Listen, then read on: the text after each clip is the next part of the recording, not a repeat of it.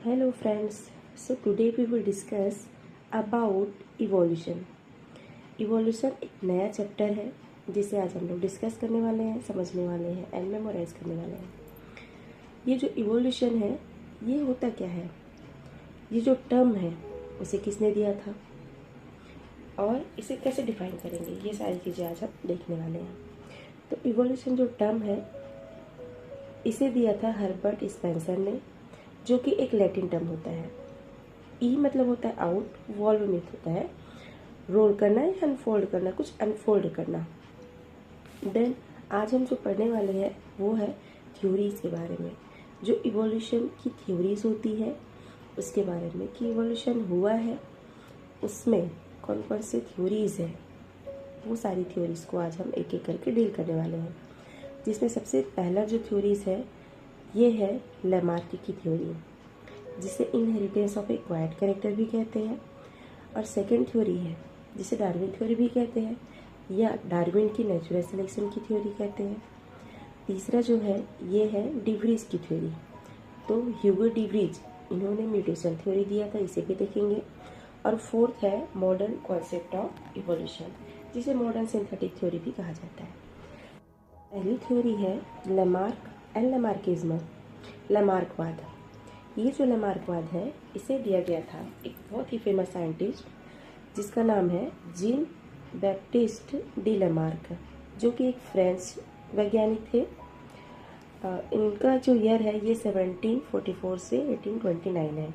इनकी बहुत ही famous book है फिलोसॉफी की जूलॉजी की, जो कि पब्लिश हुआ था 1809 में। और याद रखने वाली बात ये भी है कि 1809 में डार्विन का बोर्न भी हुआ था, ठीक है। तो फिलोसॉफी की जो जूलॉजी की बुक है जिसके अंदर क्या दिया गया है, इसके अंदर इनहेरिटेंस ऑफ एक्वायर्ड कैरेक्टर के बारे में बताया गया है, जो कि लैमार्किज्म का बहुत फेमस थ्योरी है। लैमार्क ने कुछ टर्म को भी कॉइन किया था, जैसे बायोलॉजी, इनवर्टिब्रेट्स, वर्टिब्रेट्स। ये जो टर्म है, ये जो शब्द है, इसे भी सबसे पहले किसने दिया था, लैमार्क ने दिया था, तो याद रखना इसे। देन नेक्स्ट आगे बढ़ते हैं लैमार्किज्म के कुछ पोस्टुलेट्स के बारे में। तो मेन जो है 3 पोस्टुलेट आते हैं। सबसे पहला है न्यू नेट्स, सेकेंड है न्यू कैरेक्टर का डेवलपमेंट। अब नए कैरेक्टर का डेवलपमेंट होगा या तो उसका यूज़ होगा या फिर डिसयूज होगा, और होगा इफेक्ट ऑफ इन्वायरमेंट, इन्वायरमेंट का भी प्रभाव पड़ेगा। और तीसरा जो पोस्टुलेट है ये बहुत इंपॉर्टेंट है, जिसे इनहेरिटेंस ऑफ एक्वायर्ड कैरेक्टर कहते हैं। इसके पश्चात देखते हैं एविडेंसेस के बारे में, क्या क्या प्रमाण है।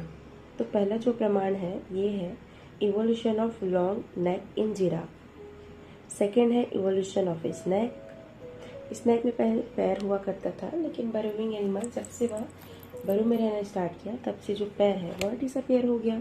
तीसरा है evolution of aquatic birds, aquatic birds जो होती है उसके जो टो होते हैं उसमें वेब पाया जाता है, इसके साथ ही साथ उसके जो विंग है उसकी साइज भी कम होती जाती है, रिडक्शन होता है। देन 4 है evolution of feet in horse and deer. Then next देखते हैं कि ये जो लैमार्किज्म है, लैमार्किज्म जो थ्योरी है जिसे लैमार्क ने दिया था, इसको बहुत ही ज़्यादा सपोर्ट किया गया था एक बहुत ही फेमस साइंटिस्ट इटियाना जियोफ रॉय के द्वारा, जो कि पेरिस में जियोलॉजी के एक प्रोफेसर थे। देन नेक्स्ट आगे बढ़ते हैं इसके क्रिटिसिज्म के बारे में। जो लैमार्किज्म है इसको किसने किसने क्रिटिसाइज किया था, क्यों किया था। तो 2 साइंटिस्ट आता है, पहला है क्यूवियर और दूसरा है विजमैन। दोनों साइंटिस्ट ने क्रिटिसाइज किया था लैमार्किज्म को। अब इसके कुछ पॉइंट्स हैं जिसे हम देख लेते हैं। सबसे पहला पॉइंट है कि tendency to increase in size. तो लैमार्क ने कहा था जैसे जैसे इवोल्यूशन होती जाती है ऑर्गेनिज्म की जो साइज है वो बढ़ती जाती है, लेकिन क्या यह थ्योरी आई के लिए करेक्ट है, बिल्कुल नहीं। Second, new organ develop when the organism feel their need. यदि मनुष्य उड़ना चाहे तो क्या वो उड़ सकता है पक्षियों के जैसे, बिल्कुल भी नहीं। थर्ड है रिएक्शन टू द इन्वायरमेंट। और फोर्थ है इनहेरिटेंस ऑफ एक्वायर्ड कैरेक्टर। जैसे रेसलर्स होते हैं उनके मसल बहुत स्ट्रांग होते हैं, तो ये जो मसल है, स्ट्रॉन्ग मसल, क्या उनके नेक्स्ट जनरेशन में, उनके चिल्ड्रंस में जाएंगे? नहीं जाते। तो ये जो क्रिटिसिज्म है, ये क्रिटिसाइज किया गया था। देन आगे बढ़ते हैं, germ plasma theory. Germ plasma theory जो है, इसे दिया गया था अगस्त विजमैन के द्वारा 1904 में। अगस्त विजमैन ने क्या किया, ये जो थ्योरी है लमार्क, इसके फोर्थ पॉइंट को, इनहेरिटेंस ऑफ एक्वायर्ड कैरेक्टर को क्रिटिसाइज किया और अपनी थ्योरी, कौन सी थ्योरी दी, कंटिन्यूटी ऑफ जर्म प्लाज्मा को 1892 में दिया। इन्होंने क्या किया, जो रेट थे उसके टेल को, पूंछ को लगभग 80 जनरेशन तक कट किया और कट करके देखा क्या नेक्स्ट जनरेशन में टेल लेस रेट आते हैं, लेकिन ऐसा हुआ नहीं।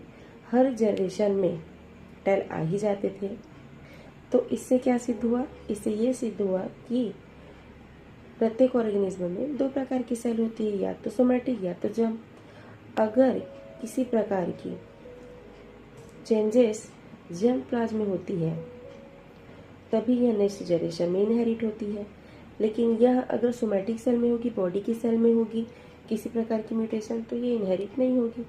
इसे क्या कहते हैं, इसे जर्म प्लाज्मा थ्योरी कहते हैं। इसे याद रखना बहुत ही इंपॉर्टेंट है। देन आगे आते हैं, सबसे लास्ट है इसमें न्यू लैमार्किज्म। नौ लैमार्कवाद क्या होता है?